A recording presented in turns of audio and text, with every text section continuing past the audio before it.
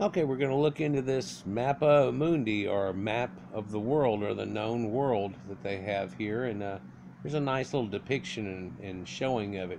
It's created around the year 1300. It's the largest surviving map from the Middle Ages, and it's also considered to be the oldest medieval map. It offers a glimpse into the mindset of the ancient Christian world and what they maybe thought about what went on in ancient times. Now, located near the Welsh border on the River Wye, England's Hereford Cathedral has drawn worshippers since the end of the 7th century. The present-day structure was rebuilt in 1100s. It's considered one of the UK's finest examples of Norman cathedral architecture, and you can see the pictures here in the background of it. But what makes this place of worship so unique is the fact that it has managed to hold on to many of its ancient treasures throughout the centuries. The cathedral boasts the largest surviving chained library in the world. It also has one of the only surviving copies of the 1217 Magna Carta. It is its most impressive artifact, however, is the Mappa Mundi, one of the oldest, largest, and most curious maps in all of the medieval world. And their library that they have is quite incredible, but the books are chained so you can't take them. And has that led somehow to the idea that they've been able to keep them for all of these times? Now, the map's one of the strange maps. I mean, it has some weird things on it, which we'll go into here in a little while. One that you can note right here now is that there's the labyrinth that is the Minotaur's labyrinth that's shown here, right?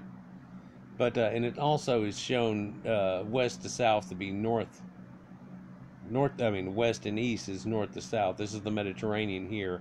Way down here, just past out of view, is the Pillars of Hercules, and up there. And you look at the size here. They show of Sicily. Italy doesn't stick down into the water. None of this really goes on. And look at all these little islands they've got that don't really exist.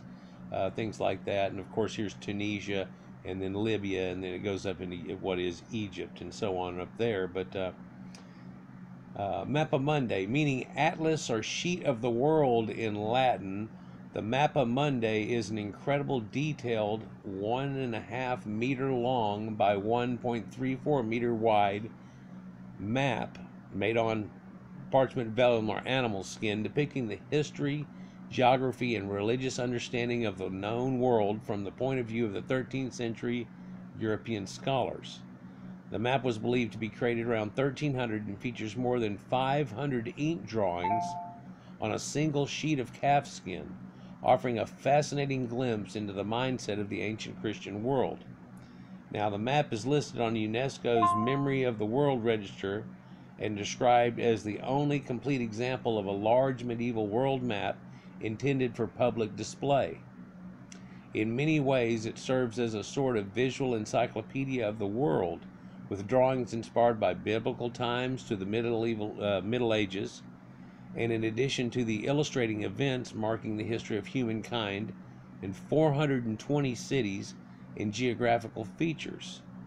The map shows plants, it shows animals, it shows birds and strange or unknown creatures and people, all of which helps to shed light on what Christians both did and didn't understand about humanity at the dawn of the Renaissance and what people thought of the ancient world. And as you can see, the map here and how unique it is. And here's an eel. Here's what looks like a halibut or a flounder, another type of fish. They seem to be named here. Are they saying there's giant fish there? No, I think they're just different type of fish are available more in different areas. Maybe they're depicting that. There's a lot of weird things to this map, though.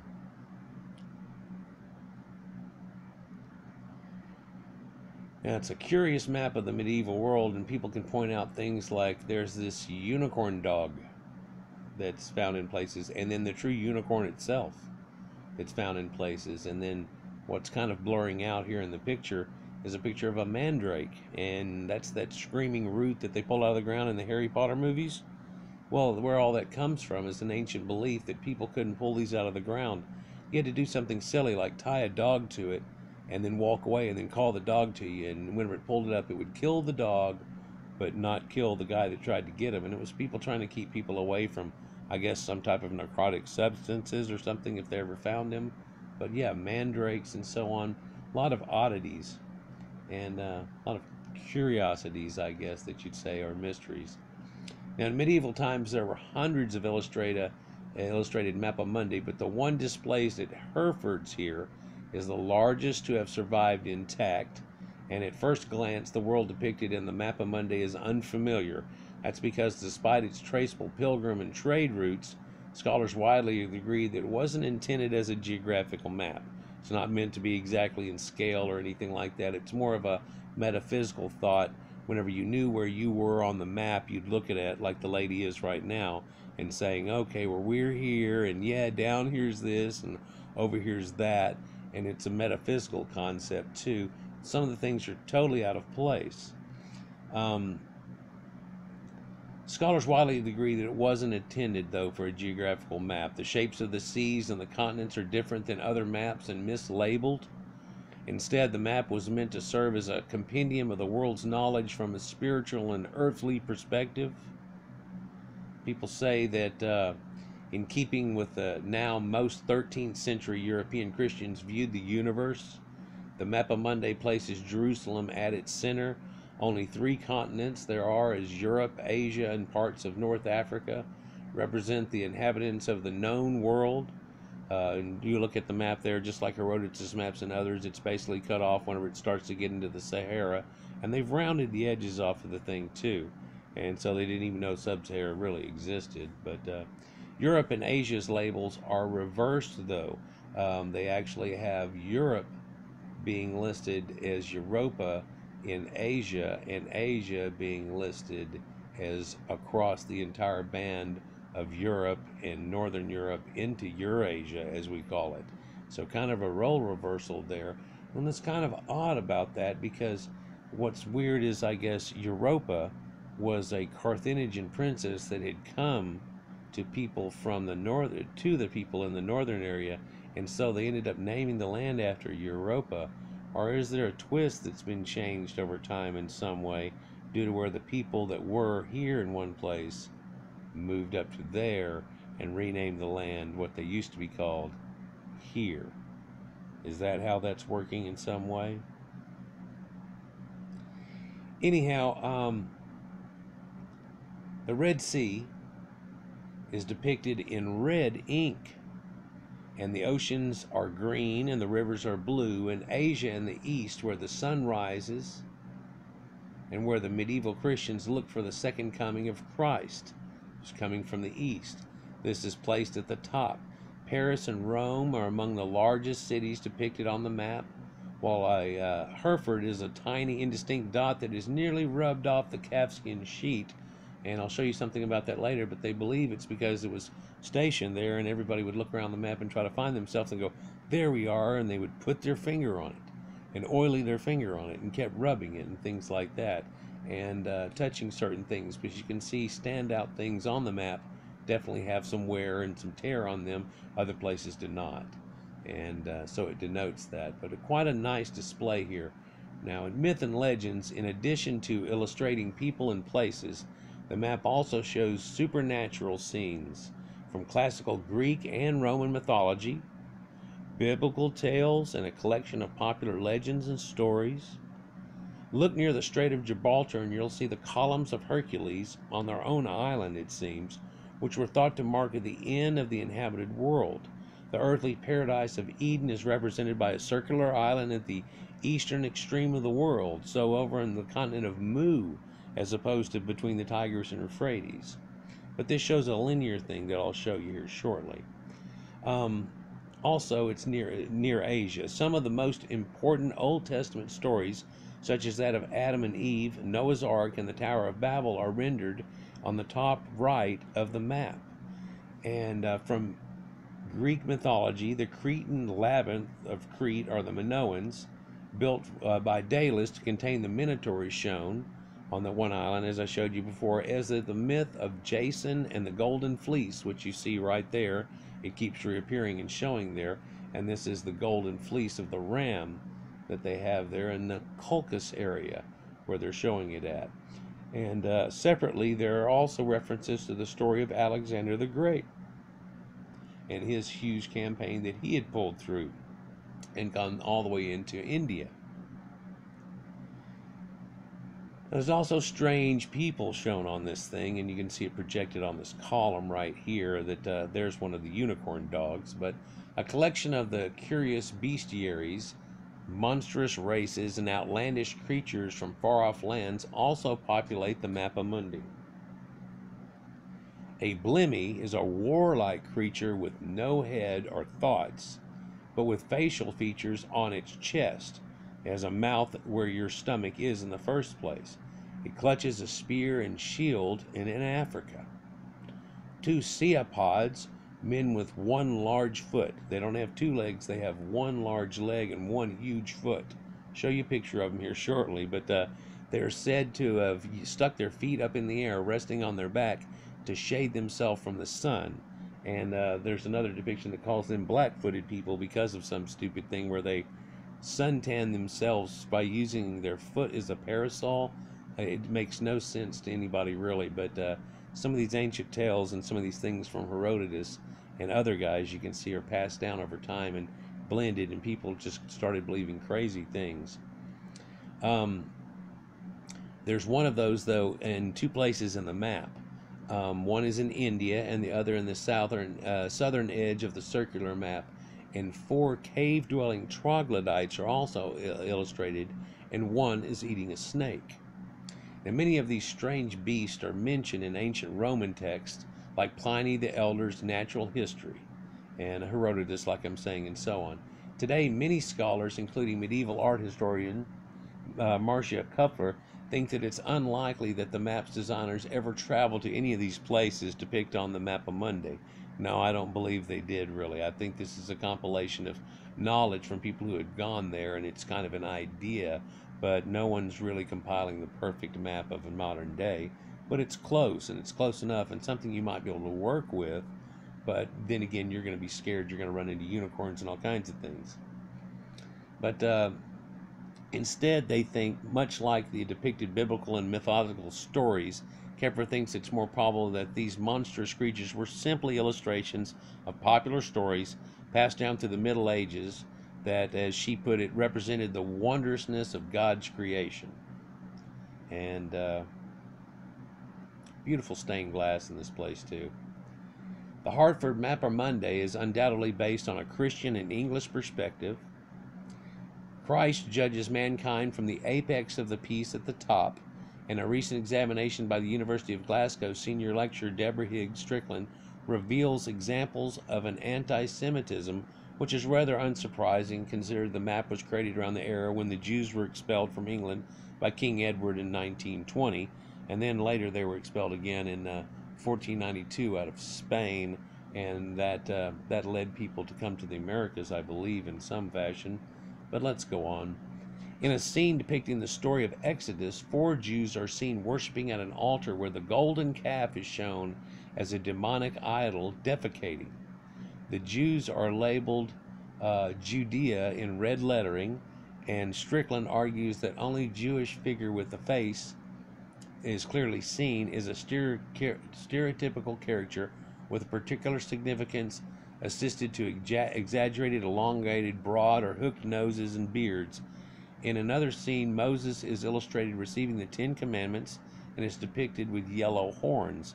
And you can look through time where they Moses was depicted as having gotten horns from the god that he went to meet at Sinai.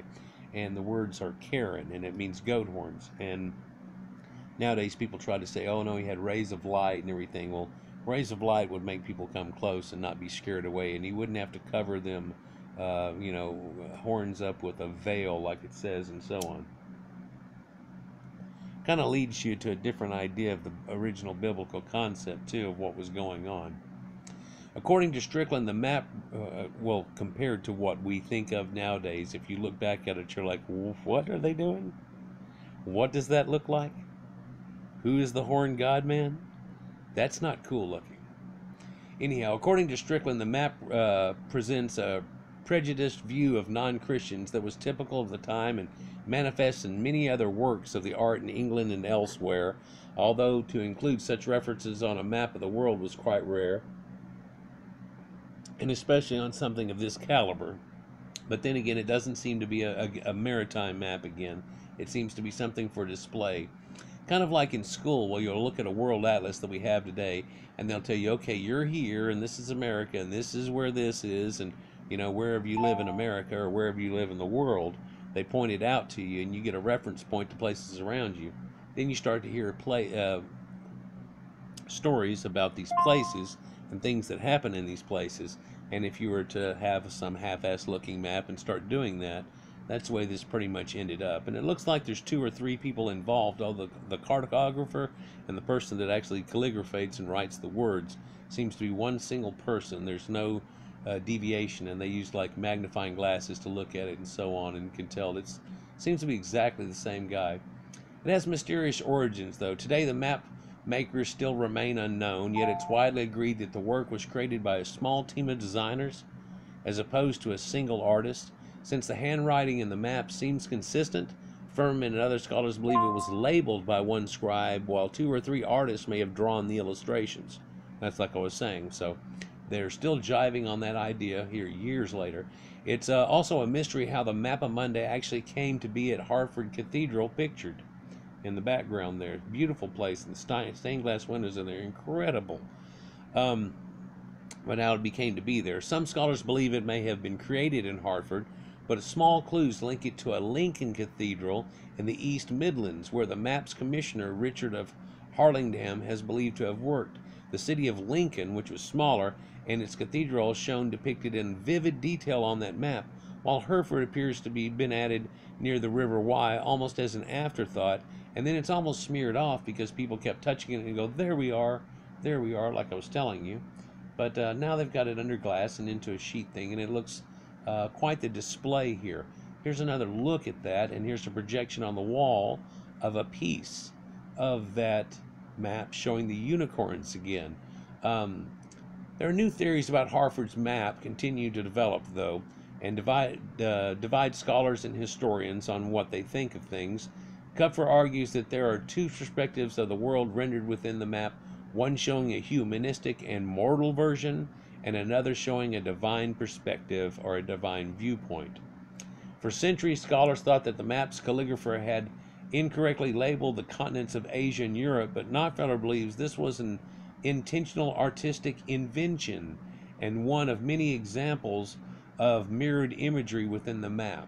According to Kupfer, our human vision of the world is portrayed correctly, while God's vision is reflected in a mirrored and reversed position, or like what they thought that, you talk about Old Testament and how it was going to be this person was going to be the servants of these and so on like that, and now it's turned totally the other way, and now it's to the point that there are no real servants or anything else, and it didn't quite work out like that, did it? For centuries, scholars thought that the map's calligrapher had done this incorrectly, though. But another theory, according to Furman, is that the cities, people, and animals found within the map's circle reflect earthly matters that are bound to the constraints of time, while certain biblical scenes placed outside the Earth's circle, such as Christ's Last Judgment and other mythical creatures, are indeed just that, mythical creatures. But there are some still on the maps, so what are we to believe about doing that? Well, the Pilgrim Trail that leads to this.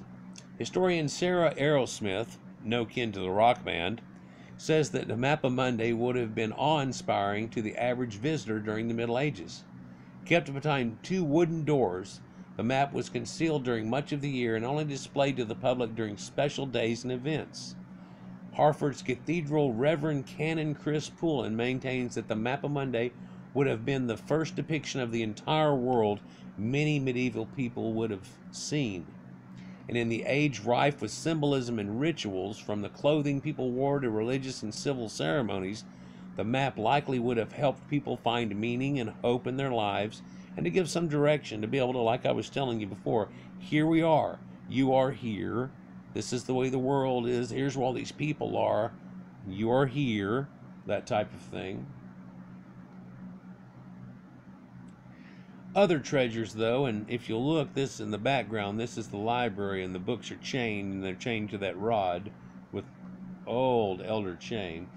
While the Mappa Mundi may be Hereford Cathedral's most significant medieval artifact, it's not the only one. Tucked away in a wing of the cathedral is the largest surviving chained library, where 229 ancient texts and manuscripts are still kept under lock and key of their original chains. Books were rare and valuable assets in the medieval world, and so beginning in the Middle Ages, universities and cathedrals around Europe began tethering them to a shelf with a chain to safeguard the works.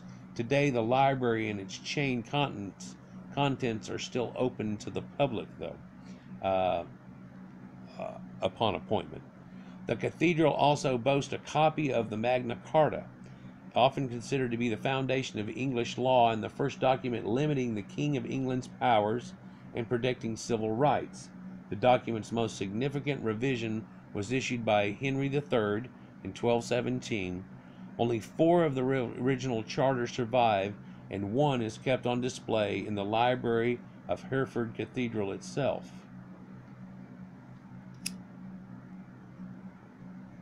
Now it's past and future, and look at this beautiful cathedral. More than 700 years after the Mappa Mundi's creation, tens of thousands of visitors continue to marvel at its fascinating glimpse into medieval life every year. Centuries of candlelight and finger pointing have discolored the map, but in 2013, Hereford Cathedral's Mappa Mundi Trust Commission, the first high-resolution 3D mapping of it and scan of the ancient manuscript was done, and today those who are unable to visit in Hereford itself can view the map online with an interactive gallery that explores its many myths, beasts, cities, and in vivid detail. And we'll take a look at that here in a minute. It's kind of a nice little online thing that they show you here. Those who can visit the real one are treated to one of the UK's best kept medieval secrets, a world where mysterious oddities and mythical curiosities and creatures never fail to inspire wonder. And so let's take a look at this Mappa Mundi exploration here. Mundi. Did you know the Mappa Mundi contains over 500 drawings depicting 420 cities and towns? It's amazing. Let's start exploring here. So here they're showing you the layout of the map, and it's really built almost like a church or a house. And it's all trapped inside of a circle, but then they're using the extra points here to put in extra map artwork and stuff and fill it all in. And the whole thing was drawn with Jerusalem at the center and a huge compass making the whole thing also. And again, we're looking at this thing kind of sideways. This is north, this is south, this is east, that's west. Here are the pillars of Hercules, and so everything kind of comes from there, if you will. Let's just go down through their myths and legends and what they have from there and take a look at this map here. Now we're looking at the columns of Hercules, and if you look, they're on a little island that's right in between the 13-kilometer gap that's in between Africa and Iberian Peninsula here, and they have these 2 pillars that apparently should be laying there somewhere. But according to the myth, the columns of Hercules were located at the Strait of Gibraltar and marked with the western extremes of the inhabited world. Tradition has it that the words "nothing further beyond" were written on the pillars, and this could be something that the Phoenicians had, where they didn't want anybody to go out and see what they were connecting to all on the other sides of the world, clearly 1/3 of the world and perhaps a lot of North America. Roman versions of the myth tell how Hercules, with his supernatural strength, crashed through the Mount Atlas to reach the Garden of Hesperides, joining the Mediterranean Sea to the Atlantic Ocean, and the split rock became known as the Columns of Hercules, and the Atlas Mountains are really right about here. And if you look at Herodotus' maps, whenever you're right about here, there's the Eye of Sahara, but also in Herodotus' maps it tells you that that is Atlantis, tucked right up against the Atlas Mountains that are there. So that's kind of neat. They also talk about the Golden Fleece, and if we come up here and look, you can kind of see And it does, from at first glance, look a little bit like a leopard skin, if you will, but it's really not. It's a ram's head, and it's just that tufted hair, a lot like they drew them maybe in Sumeria, where they had those pant smocks that they had on for a while. And if you look, there's also a sphinx object that's over here, and they're up here in the Colchis area above the Caucasus Mountains. So yeah, this is the Colchians, and where they're talking about, tucked up against the Red Sea. Now, the myth of Jason and the Golden Fleece is a tale of quest, adventure, and superhuman heroism, where Jason and his Argonauts sailed westwards from Greece, and in their ship, the Argo, their quest was to find and bring back the magical fleece of the Golden Ram. Along the way, Jason encountered both love and duplicity, but finally brought the fleece back to Greece. On our map, as the Golden Fleece is shown in the coast of the Black Sea, it is possible that the legend has a connection to the colonization of the Black Sea coast. And also, the labyrinth is seen in there, and let's zoom over to that here and show you it. Here's the labyrinth that you can see, and again, the coast is not drawn correctly, really in any way, shape, or form, but the cities are almost in the right spots, if you will, if you'll give it that much. So here's the labyrinth again. In Greek mythology, the Cretan labyrinth, or the Minoans, they had built one by Daedalus to contain the Minotaur.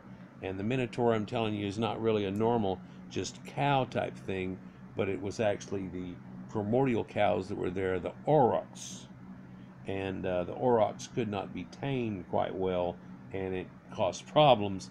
And the myth tells how King Minos pledged to appease the Minotaur's voracious appetite by regular offerings of 7 young men and women. But Theseus entered the labyrinth and historically slayed the monster. And we know cows and bulls, no matter what they are, don't eat meat. So this is something that's totally different of an idea too, and it's brought about by human sacrifice and the changing, and how people used to sacrifice to the bull god of Baal and El and the gods of all the Levant area in the hopes of rain during the times of great drought in an early archaic time. But in the Middle Ages, many cathedrals had a labyrinth set out in the floor paving, and I can show this to you in a few major ones where sometimes they're a circle and sometimes they're a little bit of a maze layout. Some of them have gardens that are like a maze layout around them or near them, and a lot of ancient properties have ancient maze layouts, like you would find in The Shining, the movie that was there, if you remember that, and the maze. And so pilgrims would, when they came into these places, would walk the labyrinth as a spiritual pilgrimage, and it is likely that this sort of labyrinth would have been known to medieval viewers of the map, and so they would understand its symbology. Now, the camp of Alexander the Great is actually shown right in here, and here's a better close-up of it, I guess right here. And they show you it's a huge camp setup that they has here. And it tells you the splendid edifice is labeled Camp of Alexander the Great. In the Middle Ages, legends abounded about the strange adventures and heroic deeds of Alexander the Great. His conquest of the Persian Empire and domination of the known world is a popular tale. The map was a number of references to this story as well as his camp. Of particular note is the restraining of wall that he had built. A restraining wall is reputed to have built to save the world from the destructive evil of the sons of Cain. So there's supposed to be a wall that's built somewhere to help keep out the destructive people and the evil sons of Cain, or what ended up being like a Turks and Mongols perhaps, or something, whenever they came to invade later. I'm not sure. Some of that's probably just going to seem racist as hell, but I believe they're Caucasian somewhat too, huh? A little different though. Christ in majesty, and it shows him up here at the top. And on this side, there are people ascending up to heaven through a ladder, like Jacob's ladder, and here they're falling down into hell, and there's a big creature here with an open mouth like a demon. And Christ sits enthroned in majesty above the world, and as though surveying all of creation. He holds up his hands to show the wounds of crucifixion, and the spear wound in his side is also visible. On his right, the saved rise up out of their coffins and enter the gates of heaven. On his left, the damned are stripped bare, chained together, and dragged towards the gates of hell, symbolized the open mouth of the beast that was below it. Now, here's an oddity in here, is that Eden, Eden is not actually over here between the Tigris and Euphrates, but they put it way over here past India and on the edge of the known world where the sun sets or begins coming up at, and this is where Christ is supposed to return. He's a sun god and he's going to rise from the east, right? So the earthly paradise Eden is represented by a circular island at the eastern extreme of the world at the top. The drawing on the map shows an Eden that is inaccessible to humanity. It is surrounded by a ring of fire. If you'll look, it's got a little ring of fire that's around it, separated from the land masses by water, walled and battlemented, and its gates are firmly closed. Within the wall, Eve holds out her hand to take the fruit of the tree of knowledge from the demon-headed serpent who lurks in the branches of the tree. That's kind of a neat depiction. Noah's Ark.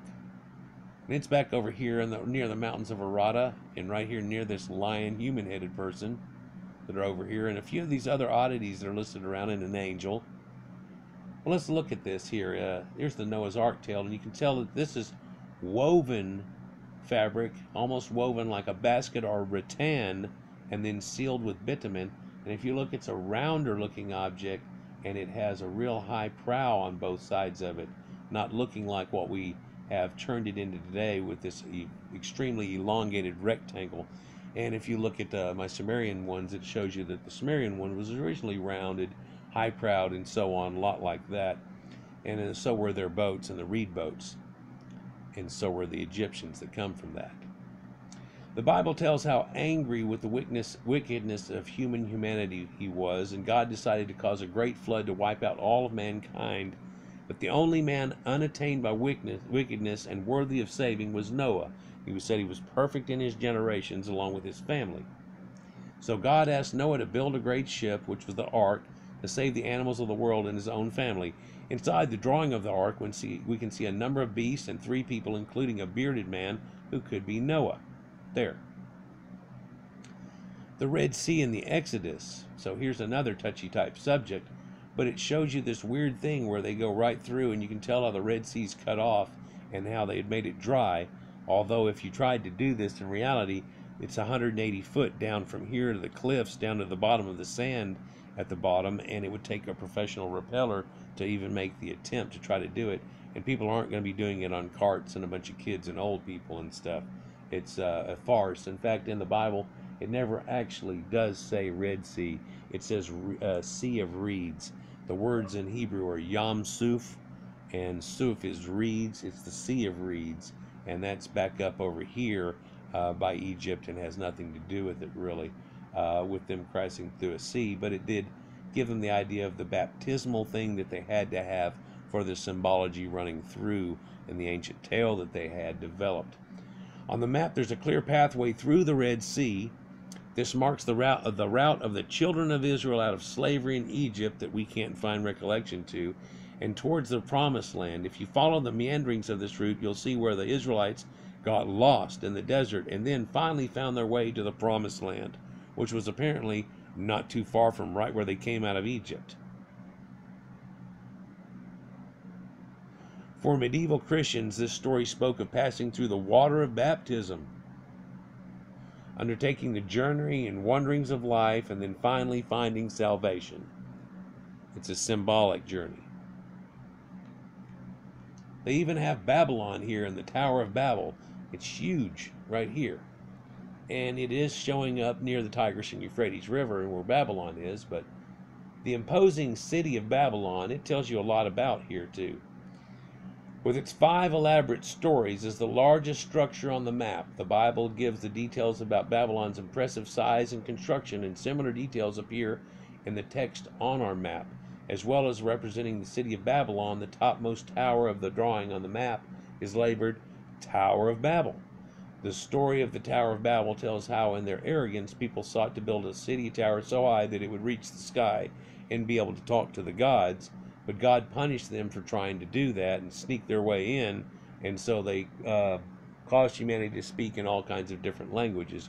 We do realize now that most of our buildings in any downtown civilization are larger than that. Planes don't run into God. God's not in a city in the clouds like they originally had said. And so we've metaphored it to other and other and other realms as we've changed and realized that science kind of trumps some of this stuff that people had originally thought. And even this shows to be some type of rotunda tower going on. In reality, this was a giant ziggurat. And strangely enough, it shows to be bigger than the pyramids or anything that they show in this. So that's kind of neat. Let's look at some of the weird animals that they have here too, because this is one of the things, and believe me, they've got a lot more than this on here. But some of the ones that show up kind of weird are this camel here. I don't know if you can really make it out too good. He's where in this photo? Right here, the camel. And so he's on the other side of the Tigris and Euphrates and on farther, and then there's camels near Bactria. And yeah, it says Bactria right there. Camel, Camelon, Camelot. Does that sound familiar to anybody? Camelot? Anyhow, the map's camel is a Bactrian with 2 humps. He stands to the south of the Minamanaru Mountains, east of the Amu-Darya River, and seems to be very pleased with himself. The text on the map reads, Bactria has extremely strong camels that never wear out their feet. Medieval books of beasts, or bestiaries as they were called, often included an illustration of a camel and the description of its habits, where it would say things like, they hate horses, they don't like horses at all, and they only drink muddy water, or they can live for 100 years. And really, that's just all exaggeration. The deal was they can live a long time without water, but none of the other things are really truthfully in effect. Although they don't get along with horses fantastically, when you grow them up or hang them around together, quite often they do. It's not a problem. Also, if you look at this thing, it really doesn't look like a camel, but you do see the 2 humps on its back. It's just kind of a strange depiction. A couple more here. The lynx that they show here, and in some depictions here, look at his face, and it's got this sneer onto it and a smile. It's kind of weird. And here he is, and he's prowling here against the edge of the sea. And would have been in what I guess is North African area. And our map, the lynx prowls along the northern coast of the Black Sea. Oh, okay, yeah, the map's twisted. I'm sorry. I'm the one that told you that. Looking over its shoulder, like many medieval illustration of lynxes, it urinates a precious stone. On the map, the lynx is reported to be black. On the map, the stone is reported to be black, but some medieval books and bestiaries say that this stone is flame-colored and similar to a carbuncle. When the map was made as now, lynxes were understood to have very keen eyesight. The map says the lynx sees through walls and urinates a black stone. So they had this belief that this lynx was so perceptive he could see through walls. And if you'll look, there's the little black stone that's there that he pees. Elephants, which are actually done pretty decent. You can tell what that is, and his tusks and things are there. But perhaps the understanding of ivory, because these people weren't hooked up with the chain of the ivory trade that seemed to go up to Asia, not up into Europe at this point at all. Like many other elephants in medieval illustrations, this one has a tower on his back. Medieval books of beasts and bestiaries describe how Indian and Persian soldiers constructed wooden towers on the backs of elephants to use as fighting platforms, although they don't seem to talk about Hannibal and Hannibal Barca and his great Punic Wars. But let's continue. And there's a few others too. The map's elephant is drawn with long tusks, but the text on the map seems to confuse tusks and teeth together, saying that the elephant's teeth are believed to be ivory. Some bestiaries claim that elephants can live for 300 years and are afraid of mice. And I think we've heard the idea that an elephant never forgets. We still have that in our modern time, that an elephant never forgets. And how did they come up with this idea? There was ancient handlers that had grown up with these guys and then had moved away, and then later in life been able to come back. And when they come back and the elephant sees him, you can see him come up to him happy and be like, there you are, there you are, there you are, like a dog does, like lions have done that have been professionally kept, and then the people come back to see him again and things. A lot of these have a memory that people aren't willing to give animals. And of course, you know your dog knows who the hell you are, but we're not willing to give that to other animals and stuff. but also they're afraid of mice, and that's one that we all know about. Squeak and they freak out. So here's a unicorn, and this one has quite the long unicorn. In this picture, it's drawn as a horse and so on. But in medieval books, the beast or bestiaries of the unicorn is often described as a small but fierce creature that can fight elephants. Despite this ferocity, though, bestiaries tell how the unicorn can be overcome by an innocent maiden who could claim his wildness so that he laid his head on her lap and became harmless. Some bestiaries link the unicorn to Christ. On our map, the unicorn is called Monoceros, and Monoceros is the Latin name for a rhinoceros, or one-horned rhinoceros, mono being one. Odd and strange people that they have here. Different areas around on the maps, they have weird people, and especially on the perimeters. This one down here is a Persian war guy that's a horseman, but these strange people here are the people that have no heads, and they only think of food, apparently, is what they're trying to maybe relay in this. In the Middle Ages, there are many travelers' tales telling of blemmies. Blemmies were reported to be warlike race with no head, but with their facial features in their chest. Alexander the Great was thought to have encountered blemmies in his campaign, and they are even mentioned in Shakespeare's Othello. One medieval writer says that like lawyers who speak through their bellies, so that's what they're like. On our map, a blemmy holds a spear and a shield and is located in Africa. Ceopods are really one of the weirdos that are out of this. So over here in his map, there's two of them. There's one over close to India and one close to Africa, I believe. In the Middle Ages, stories circulated about ceopods or monoculae. Ceopods are reported to be a race of people with one very large foot that they used to shield themselves from the sun. They would hop around on one foot. You can see this in some of the Monty Python ideas and stuff that they showed in a few things, but they're pogoing around on one foot. Stories are also told how these strange people moved extremely quickly on their one leg, hopping. On our map, there are two ceopods, one in India and another on the extreme southern edge of the inhabited world towards the rim of Africa. Then there's troglodytes. Troglodytes, which are up here living inside caves here, and it says troglodyte. And then you see one here jumping on the back of a horse. Troglodytes are cave dwellers, are often featured in medieval illustrations. On the map, 4 troglodytes are drawn in Africa. 3 of them are illustrated inside the caves. 1 is eating a snake, while the 4th, a bearded man, appears to be wearing only a helmet. He rides a goat-like beast with multiple horns, which to me almost looks more like a deer, but the text on the map says that troglodytes are very swift. They live in caves, they eat snakes, and catch wild animals by jumping on them. This all could be conjectured from Herodotus, who tells you that the ancient Egyptian warriors chased the vile Negro troglodytes, that they're the fastest afoot of any people that they have found, that they eat strange things like lizards, snakes, and other crawling creatures, and their speech is different than anyone else, and is like the screeching of bats when caught, which could be like the Khoisan with their click languages, because bats have a clicking type language. But I think this is all taken out of conjecture, and of course Herodotus is telling a bunch of BS stories that he was told by other people, and probably taken out of context due to misunderstanding. Cyanocephaly is kind of one of the important ones here, and you can see them listed here.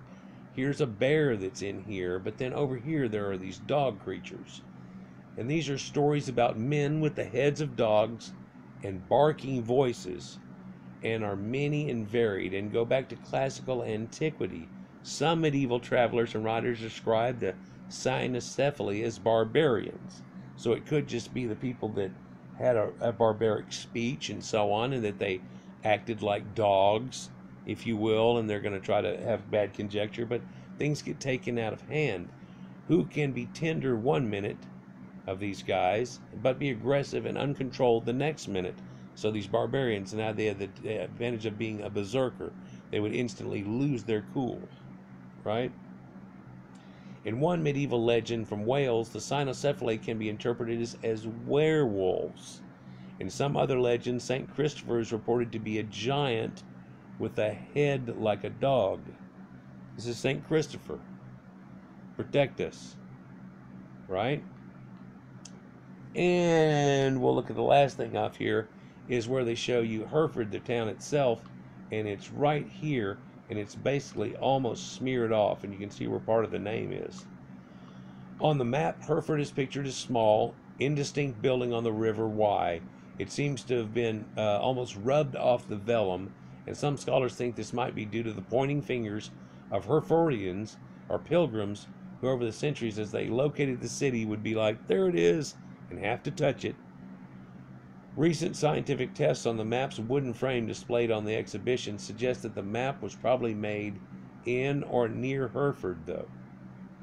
And there's some 3D depiction scans that go on here too, where you can look, and this is really the skin of it, and you can see slight lines in some place, and it almost looks like we're looking down on the desert of Egypt and trying to find places that were ancient. Look, there's an ancient building right there. Well, no, all these scratches and lines that you see are really the writing on the map, and it still shows up as indented lines and where the little buildings and pictures are. So, of course, it does kind of look that way. But, so they prepare this stuff, and it's really a thin parchment made out of goat skin. And it's pretty neat how they talk about how that they fan them out, but then also they find veins that are up close to the skin that they find in here, and this does prove to you that this is not a piece of paper, that this is actual a vellum thing. And again, the Jerusalem they show is a centered round city. It's a round city like Atlantis is supposed to be, with a turret around it and so on that goes all the way around, and it has a dot in the center of it, and they can tell by the way it's carved into it that that has all been done by use of a drawing tool. Like I was showing you, that's the center of the map, or the belly button of the world, if you will, and then they spun around off that. You know, at one time the Greeks had the omphalos, that was the belly button of the world. Egyptians had their own omphalos, the belly button of the world. The one of the Greeks was at the Oracle at Delphi, had it there for a while. Anyhow, so then also in the labyrinth, you can also see the same lines, and there's a perforation that goes all the way through. They make mention of it, and they say that's where all these lines are here, as they spun it round and around on that pointer. That pointer dug through the actual vellum that's there. But you can see how whenever they wrote, how that impressioned the paper here. So it wasn't, or not paper, but the actual animal skin. And so that shows you they weren't actually doing it extremely lightly. They were doing it to where they made sure that it was done well and lasted, like you would do if you were trying to do something that you wanted to last. And all over the maps, pigments have been used, and colors and stuff have been smeared onto it in little places, and they realized that that's because it never really dyed into it like paper, but was pretty much painted onto the surface of it. And a lot of these little flicklets have broken loose, but still become adhered to the fabric close to itself. And somebody wanted to take a little bitty micro tweezers and try to put some of them black in places and everything, and they said, I think we should save it as it is, procure it, make sure it stays, seal it between glass, and then put it in there. And then what we really ought to do is